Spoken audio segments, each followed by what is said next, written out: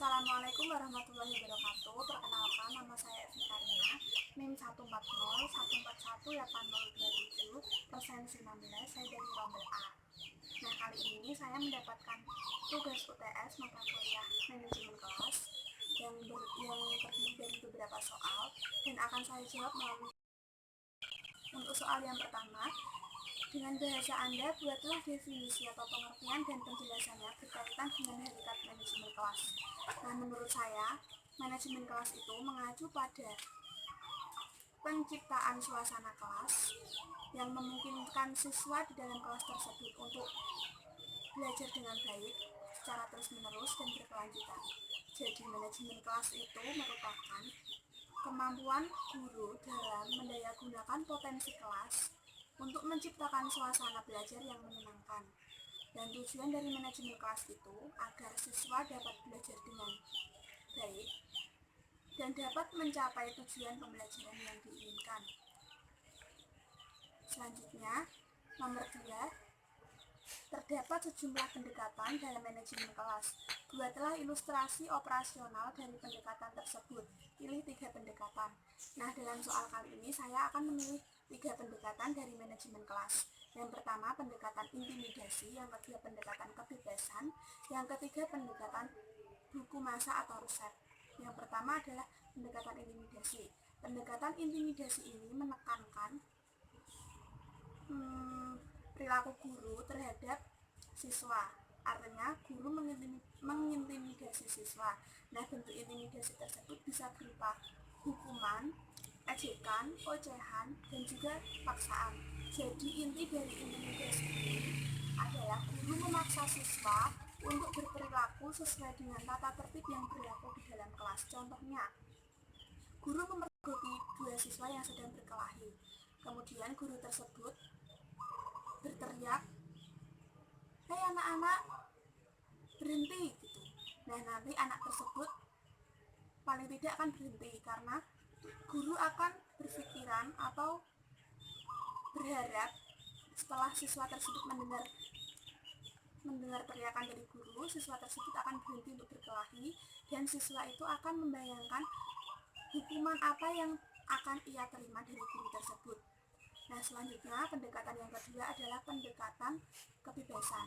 Dalam pendekatan ini, guru memberi kebebasan kepada siswa untuk melakukan suatu perbuatan yang ia inginkan asal tidak menyimpang. Contohnya, siswa diberi kebebasan oleh guru untuk menyelesaikan masalahnya saat di dalam kelas. Dan yang ketiga, pendekatan buku masa atau resep. Pendekatan ini terdiri dari beberapa hal yang telah dicatat oleh guru atau rekomendasi guru yang harus dilakukan atau yang tidak harus dilakukan oleh guru tersebut. Contohnya, guru selalu menegur siswa agar selalu taat pada aturan. Nah, saat menegur siswa tersebut, guru jangan sampai bernada tinggi. Selanjutnya, pertanyaan ketiga. Pertanyaan nomor 3, menurut Anda, apakah manajemen kelas atau pengelolaan kelas untuk kelas rendah dengan kelas tinggi itu sama atau berbeda? Jelaskan alasan Anda disertai gambarannya. Nah, menurut saya, pengelolaan kelas rendah dengan kelas tinggi itu berbeda. Yang pertama, pengelolaan kelas itu kan terdiri dari yang pertama, pengelolaan pembelajaran, tempat duduk siswa, terus piket, terus perabot kelas. Nah, yang pertama itu pengelolaan pembelajaran. Dari yang kelas rendah itu pengelolaan pembelajarannya itu per tema, sedangkan kelas tinggi itu per mapel. Jadi jelas beda. Terus yang kedua, tempat duduk siswa. Nah, dalam tempat duduk siswa itu kalau kelas rendah pasti guru yang mengatur tempat duduk siswa tersebut. Namun kalau kelas tinggi, siswa tersebut yang akan memilih tempat duduk itu. Nah, yang ketiga, perabot kelas. Perabot kelas pada kelas rendah itu guru yang mengatur perabotan kelas dalam kelas itu yang dibutuhkan oleh siswa. Namun pada kelas tinggi, terkadang ada siswa yang telah memenangkan lomba atau apa, menghasilkan karya apa, itu pasti ada keinginan untuk ditempel pada dinding itu. Pada yang keempat, itu ada jadwal piket. Kalau kelas rendah kan jadwal piket tentu yang mengatur guru. Kalau kelas tinggi yang mengatur itu pasti siswanya sendiri. Nah, selanjutnya untuk pertanyaan nomor 4, buatlah dalam prosedur dimensi preventif dan kuratif manajemen kelas. Nah, prosedur dimensi preventif dengan dimensi kuratif itu berbeda. Kalau preventif itu kan pencegahan, kalau kuratif itu penyembuhan.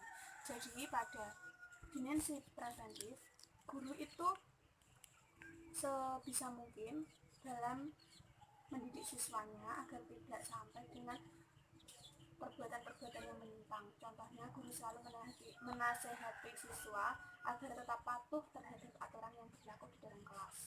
Sedangkan dimensi kuratif itu kan penyembuhan. Jadi guru itu berusaha untuk menyadarkan siswa mengenai perbuatan yang telah dilakukan itu, perbuatan yang salah kan, jangan sampai itu terulang kembali.